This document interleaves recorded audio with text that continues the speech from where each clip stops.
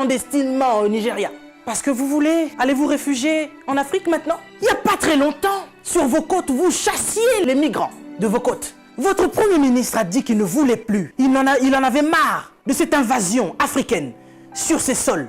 Nous avons vu un migrant noir mourir dans les eaux de Venise sans que personne ne lui porte secours. Parce qu'il était noir, parce qu'il était africain. Nous avons tort parce que nous sommes africains ou parce que nous sommes riches de nos sols? Parce que nous avons de quoi manger et de quoi nourrir toute cette planète.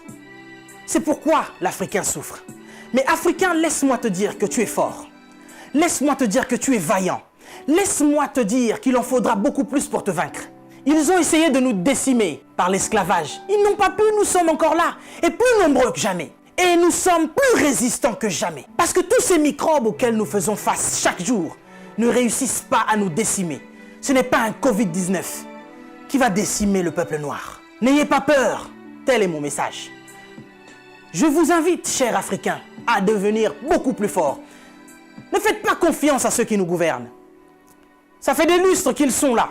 Ils prennent leur retraite tout en étant présidents. Ils ont du mal à lâcher ce fauteuil qu'ils pensent être éternel. Qui a déjà fait 200 ans au pouvoir?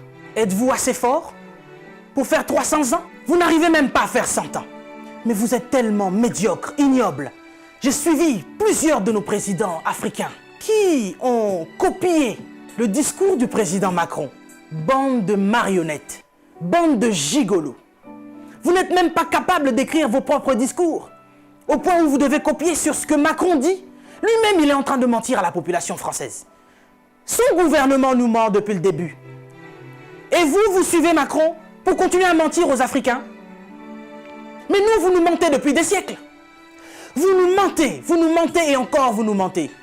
Pour remplir vos poches. Vous vivez dans des palaces, mais vous ne vous souciez même pas de ce que l'Africain doit manger. Oui, nous sommes en deuil. Et depuis des siècles, nous sommes en deuil. Parce que nous ne pouvons pas manger à notre faim. Parce que nous ne pouvons pas avoir de l'eau potable. Parce que nous ne pouvons pas avoir de l'électricité. Regardez à l'est de la RDC. Il y a un génocide qui perdure. Des gens meurent. Qui en parle? C'est sous silence. Et aujourd'hui, l'OMS vient nous parler de la pandémie, de l'épidémie, qui n'a même pas fait 100 000 morts dans le monde. Ces millions de Congolais qui meurent chaque jour. Qu'est-ce que vous en faites? Vous nous parlez de crise? Vous voulez prendre des décisions de crise? Mais nous, ça fait des siècles que nous sommes en crise. Qu'est-ce que vous faites, cher président? À part manger et boire et faire des fêtes. Vous parlez confinement? Oui, l'Africain accepte.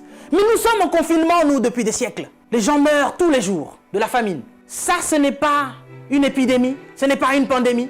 Des jeunes filles se font exquiser tous les jours en Afrique de l'Ouest. Boko Haram est en train de exterminer des gens. Ils violent des femmes. Ils séquestrent des jeunes filles. Boko Haram, qui leur vend des armes? Qui en parle? Et à cause du Covid-19, vous voulez faire paniquer les Africains qui vivent déjà en panique depuis des siècles. Quand nous voyons nos frères qui essayent de fuir leur continent et qui meurent dans les eaux de la mer, ça c'est un génocide qui perdure depuis des siècles.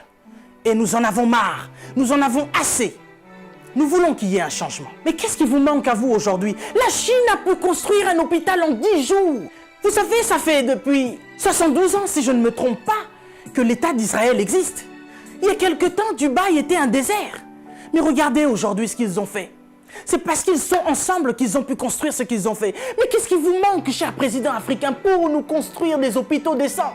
L'Angleterre a pu construire un hôpital en 2 semaines seulement pour faire face à cette crise sanitaire. Dieu est bon. Le Covid-19 est tellement impoli qu'il ne regarde même pas qui vous êtes. Président ou pas, il s'en fout. Il n'a pas respecté la reine d'Angleterre. Il est entré dans son palais, il a touché Charles. Il n'aura pas peur de vous. Mais par contre, là, vous êtes cuit. Puisque vous ne pouvez pas prendre vos avions pour venir vous faire soigner ici. Soit vous survivrez, soit vous mourrez. Africain, réveille-toi. Africain, lève-toi. Si Martin Luther King est mort, si Rosa Parks est mort, si Malcolm X est mort, si Mandela est mort, si Winnie Mandela est mort, nous sommes là pour porter encore plus haut l'étendard de l'Afrique. Et continuer à dire que tant que nous aurons le souffle de vie, nous allons continuer nos revendications. Si cette épidémie ne vous réajuste pas, ne vous enseigne pas, pire va encore arriver. Vous passerez, l'Afrique sera encore là, et l'Africain aussi. Cessez votre méchanceté, cher président. Donnez-nous de l'eau. Donnez-nous de l'électricité. Construisez des hôpitaux. Arrêtez de faire mourir l'Africain par la faim. Parce que nous, ce n'est pas le Covid-19 qui nous tue. Nous mourrons déjà de la famine. Pendant que vous avez fait des provisions pour vos maisons, ce petit Africain Il va manger quoi, lui? Cette épidémie passera. Nous sortirons de là, certainement. Mais vous n'allez pas vous en sortir ainsi, devant le tribunal de Dieu. Mais avant le tribunal de Dieu, ici sur cette terre, vous serez jugés. Africains, sois forts. Que personne ne te fasse peur. Respectez les règles d'hygiène, mais n'ayez pas peur. Nous sommes forts. C'est Dieu qui nous protège. Et que Dieu vous protège, chers Africains. Que Dieu vous garde là où vous êtes. Le combat n'est pas encore fini. Ça ne fait que commencer. Que Dieu nous fasse justice.